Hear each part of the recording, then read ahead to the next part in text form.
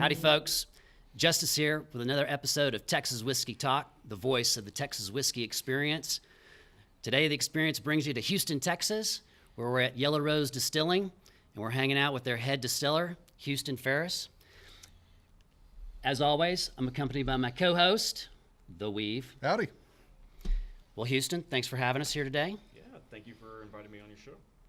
So, your name's Houston. You live in Houston. Yeah, true story. Is that your distiller call sign, or is that your real name? Not a stage name, not at all. No, it's the real name. Yeah. I decided that I've been going by Houston my entire life, but it's a little bit more interesting than Robert, which is apologies to any other Roberts that are out there, like my family, but just be different from my father, my grandfather. Gotcha. Go by Houston. So you get a lot of Houston, we have a problem all jokes. The Yeah. time. People think they're like really unique. Pretty original. Yeah. Nice. Well, so tell us, why did you get into distilling? I needed a job. Well, let's go back. I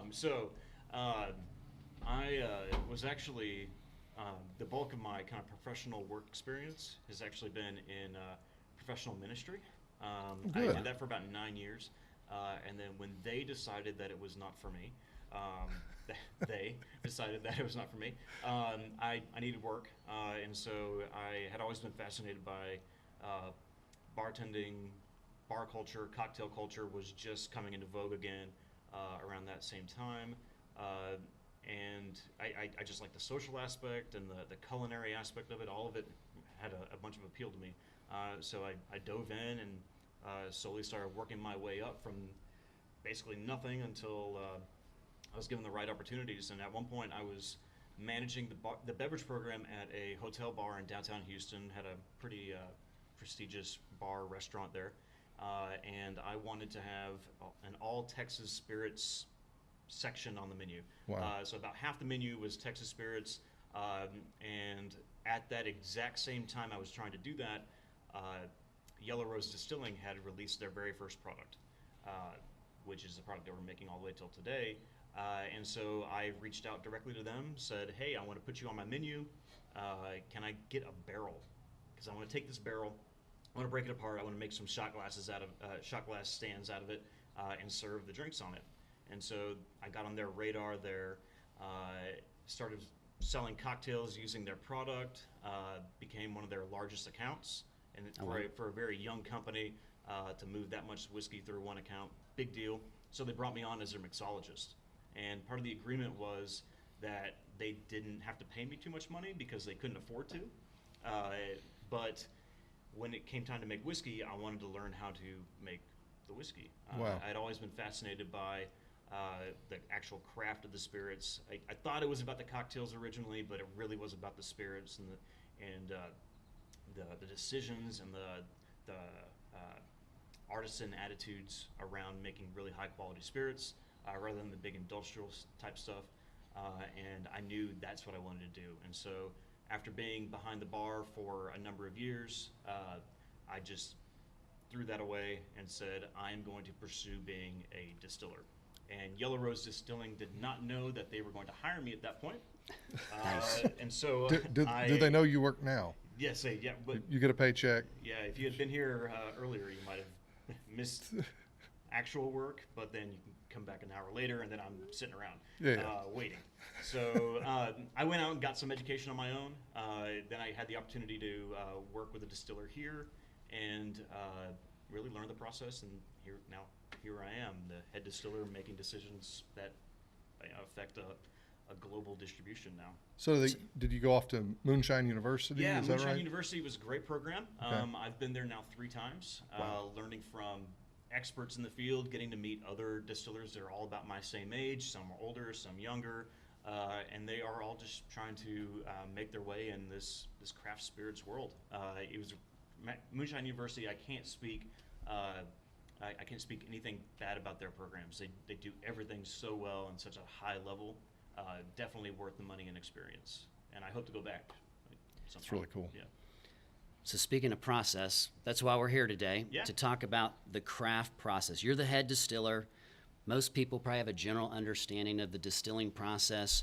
What we really want to know is, as the head distiller, what are you doing at each step of the grain to glass process, the decisions that you're making that are impacting the flavor of the whiskey?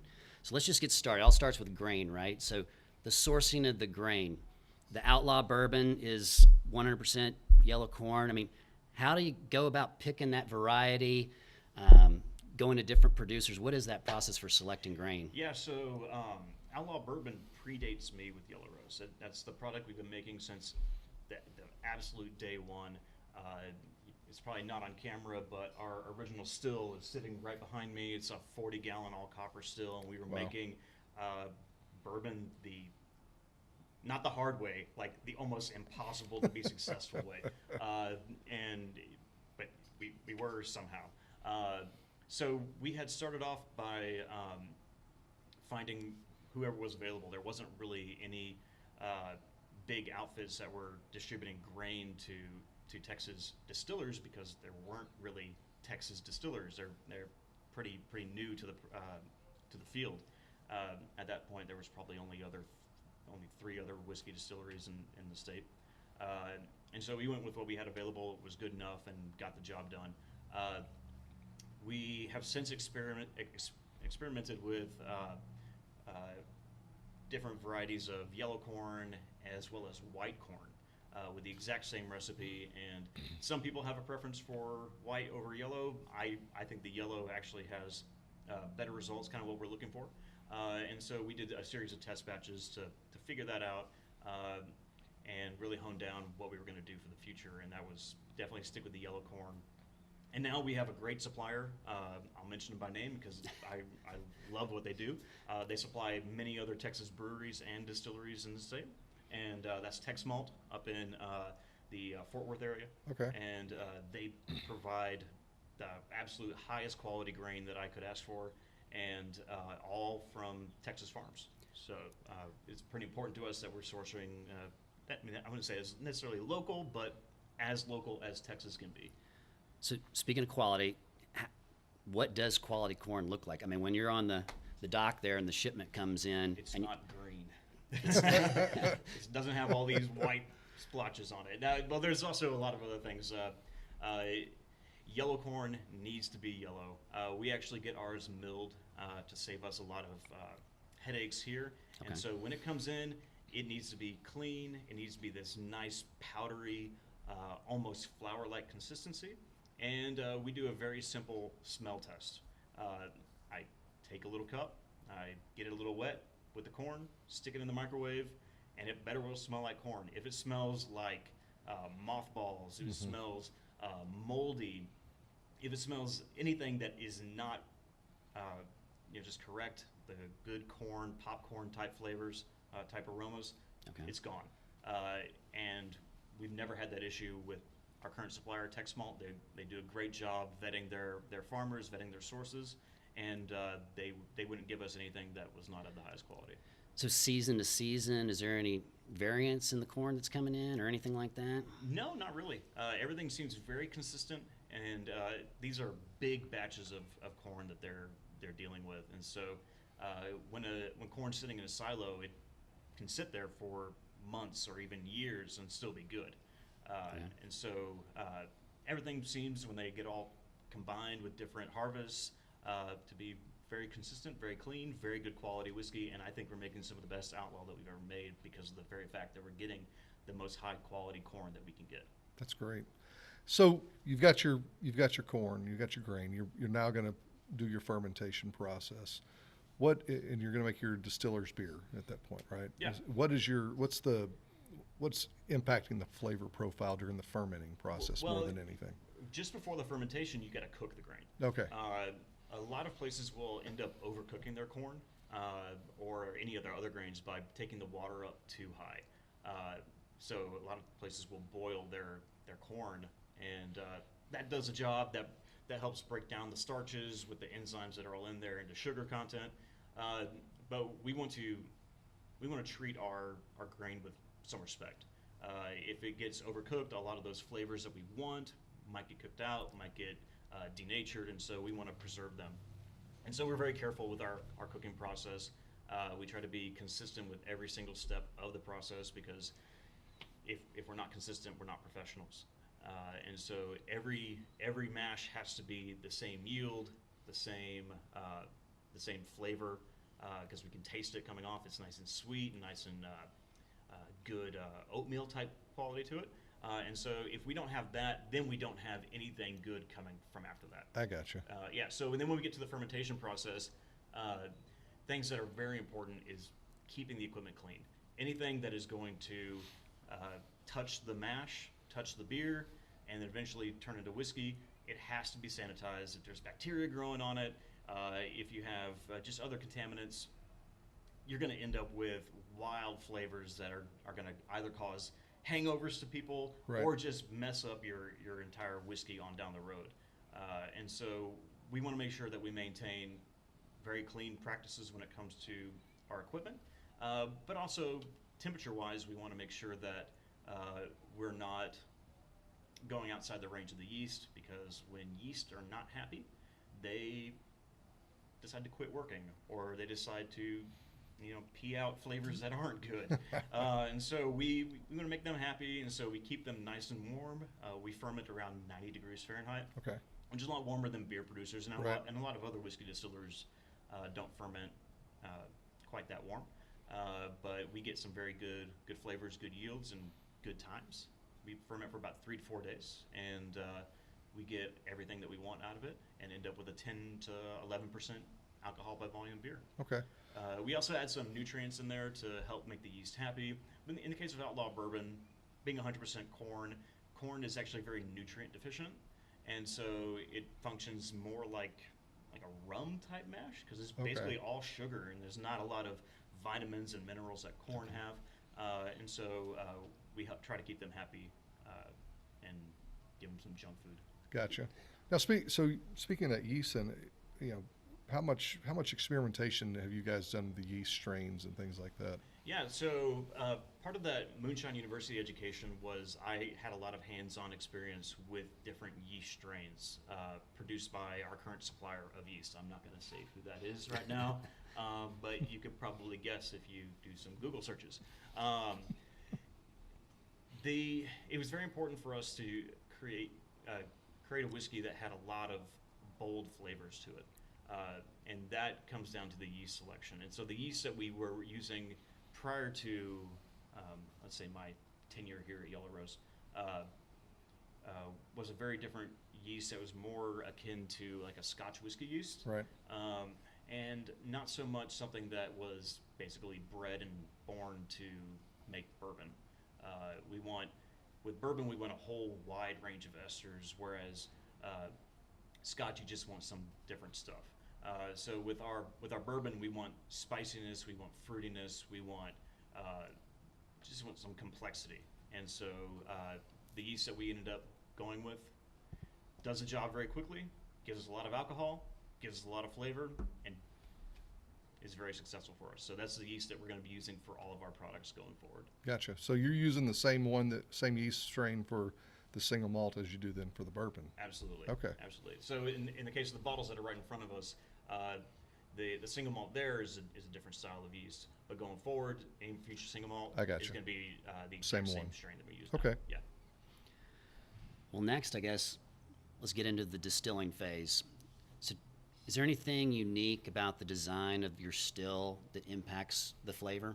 Well, so if you go across across the state and tour other distilleries, you'll see a lot of stills that have a short column on top, and whether they have the plates in the column activated or not, is still going to affect their flavor. So you have plates activated, that means that you get more distillation, more purification, make for a lighter whiskey, you make for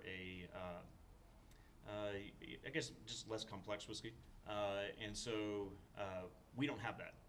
We wanted something that was going to be very simple and preserve a lot of big, bold flavors that we like in our whiskey. So in the case of like our Outlaw Bourbon, you taste it, you would never describe it as being a light flavored whiskey. It's like in your face. There's a lot of robust aspects to it.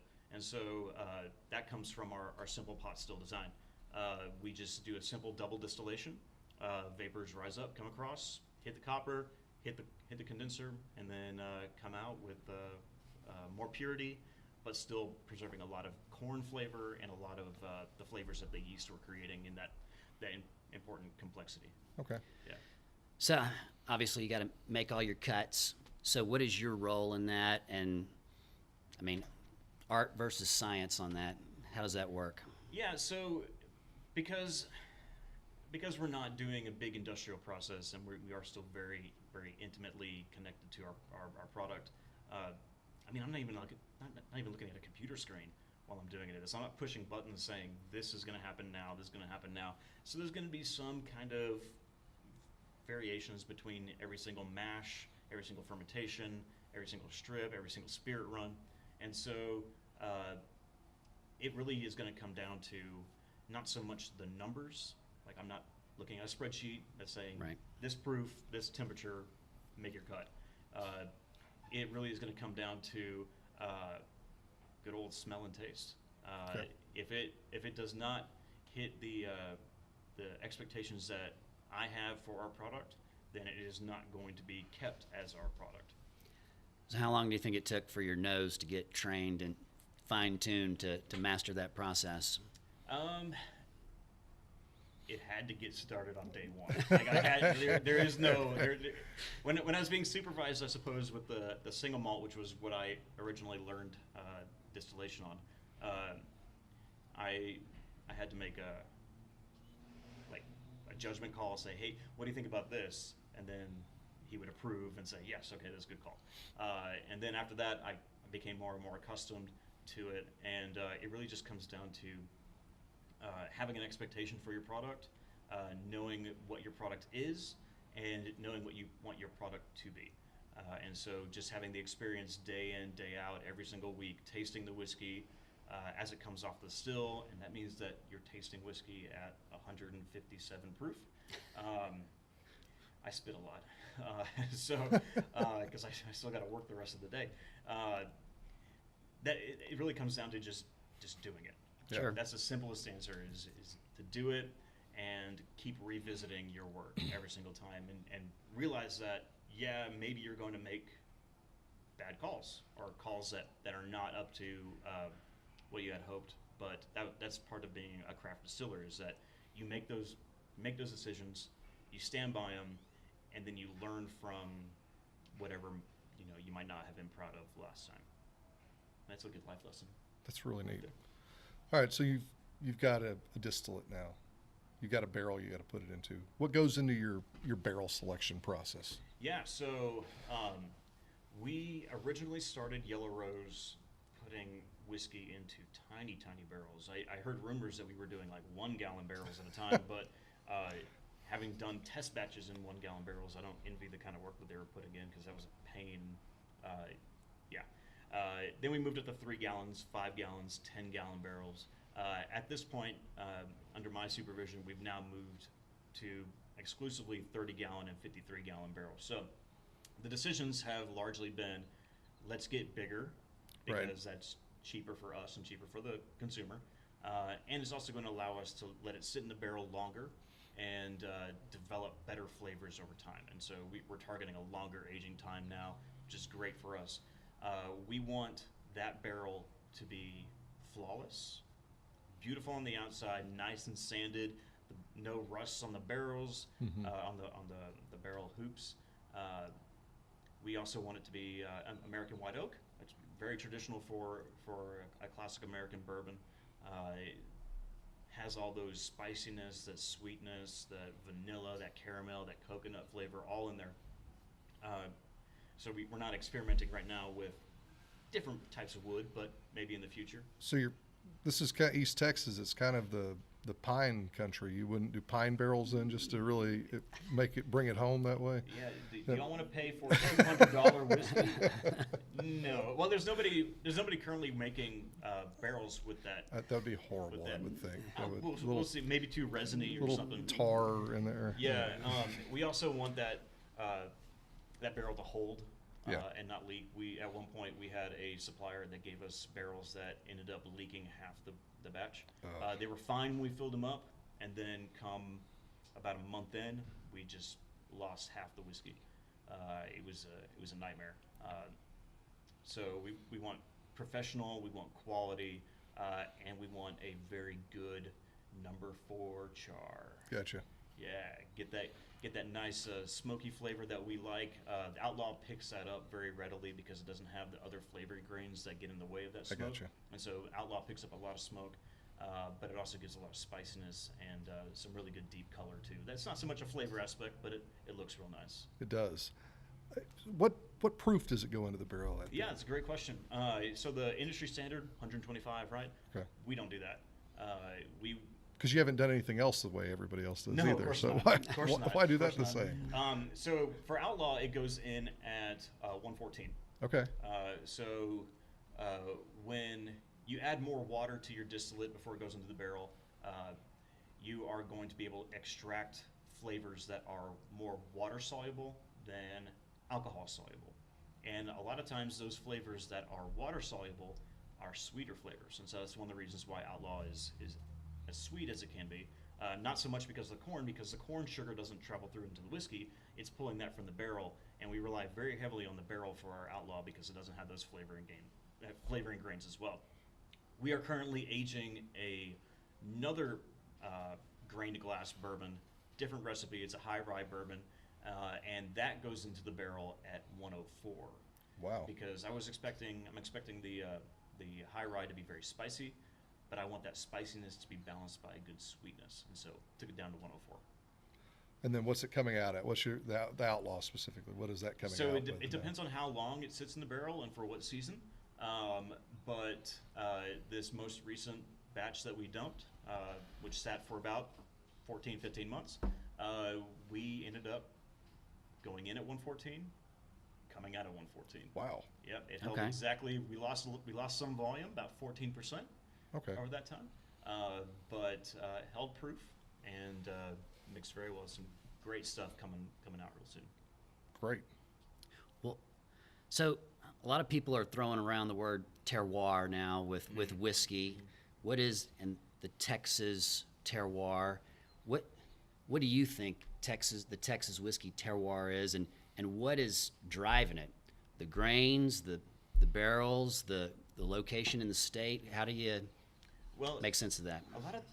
A lot of times people just assume that to mean that it's the land or the climate, but I think a lot of times it's the people that are behind it too. And so we do things very, very differently here in Texas than I think anywhere else in the world, because we're not trying to imitate another product. Like Japanese whiskey, they got their start trying to imitate Scotch. Right. You had the early American immigrants trying to make the whiskey like they did back home. We're not trying to be Kentucky. We're not trying to be anywhere else in the country. We're trying to make a unique Texas product. That being said, the climate has a huge impact on it. Not so much where the grain's coming from, but where we put those barrels. Our warehouse can be very warm and be very humid, especially here in Houston, Right. all the time. When the barrels age in colder climates, they can go dormant and actually not do anything for a good number of months once it gets below about 40 degrees. It didn't get below 40 degrees hardly at all in our warehouse this past year. And so we've had our barrels doing their whole cycle in and out process all year long. And then when it comes to this time of year and going into the summer, it's only going to get more active. And so I'm pretty excited where we're able to get our product to be after this unique climate does its thing. So what do you think is this has the strongest impact on the flavor? What one component? I think it's the climate. The climate? Yeah, I just think that we can't. It can't be imitated anywhere else in the world. I mean, maybe if you wanted to take Texas corn, go take it all the way to India, you might be able to imitate it. But just Houston climate, Houston weather, Texas weather, no place else can come close to it. So you mentioned a rye heavy whiskey. What else have you got in the works? What are you working on now? Yeah, well, if the money guys let me do it, I want to make a rum, but I'm not doing that right now. So currently we have 11 unique whiskey grain to glass mash bills that were made here at our distillery by me, and they were sitting for 2 years. And we put them into 30-gallon barrels because we didn't make a huge volume of it. Right. We made basically one batch at a time of it. And it's everything from the Outlaw Bourbon, but with white corn versus yellow corn, high rye with yellow corn, white corn. We even made a 95% 5% rye whiskey, which was the biggest pain to make Wow. ever. I don't ever want to do that ever again because it was sticky. Rye is real sticky, and so it froze up my mash tun. I couldn't cool it down. I couldn't heat it up. I couldn't transfer it, but it worked. I got whiskey out of it, and the whiskey's pretty darn good. And so we're going to let that sit for another year now and see what we get out of it. We also made some single malt variations with mesquite smoked malt, peachwood smoked malt, and then my personal favorite was pecan wood smoked malt. Wow. And so we've got all these different varieties that are coming out, and maybe they might be one of the new products of the future here. But at the very least, they'll be available here at our distillery for our 10-year anniversary, which is in 2020. That's huge. Yeah, looking forward to it. Hopefully be barrel proof. And then they're having me experiment with some toasted barrels and all that kind of stuff. So we're having a little bit of fun, but a lot of my days end up being making the same old, doing the exact same thing, and being consistent. and Paying the making good stuff. bills. Yep. Yep. Yep. Well, that's great. Well, we really appreciate you having us out today. Help out the Texas Whiskey Nation, our listeners. Where can they reach you on social media? Yeah, so you can reach out to the distillery. I've actually taken a little bit of break from social media. You can find me, I guess, on Instagram at yrd.distiller. Look at my pictures from the past couple of years. Don't expect any new ones anytime soon, unless the boss says I have to. But there's also Yellow Rose Distilling, right? Yeah. On Instagram. We also have a Facebook page, and everything's mirrored there. So take a look for us on either of those platforms and see what we do around here. Great. Perfect. Well, hey, folks, if you enjoyed the show today, make sure that you subscribe to us on Texas Whiskey Experience on YouTube and iTunes, and follow us on social media. We're on Instagram, Facebook, Twitter. And if you're ever in the Houston area, you need to get down to Yellow Rose Distilling and be a part of the Texas Whiskey Experience. Thanks.